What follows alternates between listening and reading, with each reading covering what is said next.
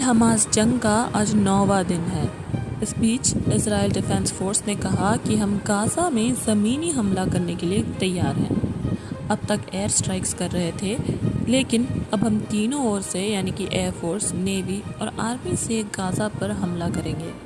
हमले की तैयारी पूरी हो चुकी है।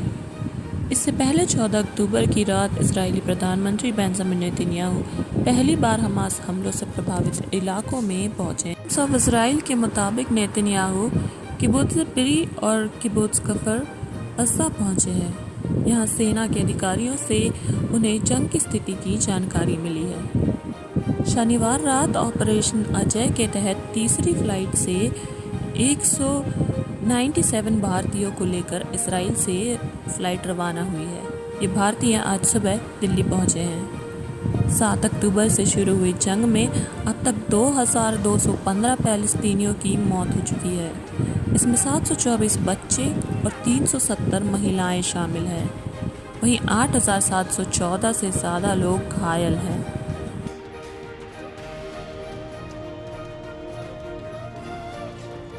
Hamas is ISIS, and I think what you said, and in many ways the president said, in many ways Hamas is worse than ISIS. And just as the entire civilized world united to fight ISIS, the united civilized world has to unite to help us fight Hamas. And I know that you stand with us, and I appreciate it mightily. वहीं भारत सरकार के operation Ajay के तहत Israel के तेल अवीव से 14 अक्टूबर को भारतीयों का दूसरा जत्था दिल्ली पहुंचा है। 13 अक्टूबर देर रात 235 लोगों को लेकर फ्लाइट रवाना हुई थी। भारत के विदेश मंत्री एस जयशंकर ने इनके फ्लाइट में बैठने की तस्वीरें सोशल मीडिया पर पोस्ट की थी।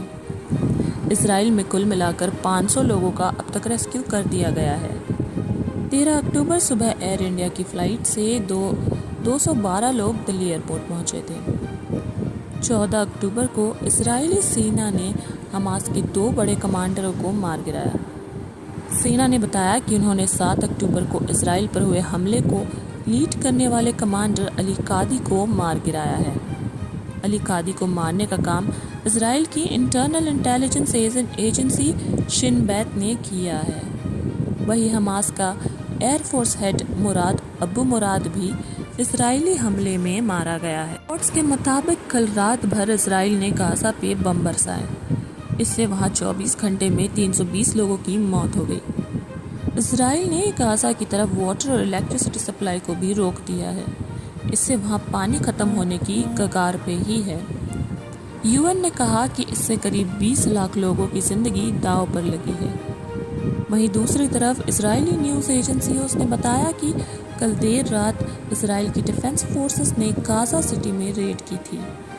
ये रेड उन इलाकों में की गई थी जहां हमास ने इजराइल के 150 बंधकों को रखा हुआ है। वहां इजरायली सैनिकों को कई लाशें और कुछ सामान मिले जो हमास के बंधकों और उन लोगों का बताया जा रहा है जो 7 अक्टूबर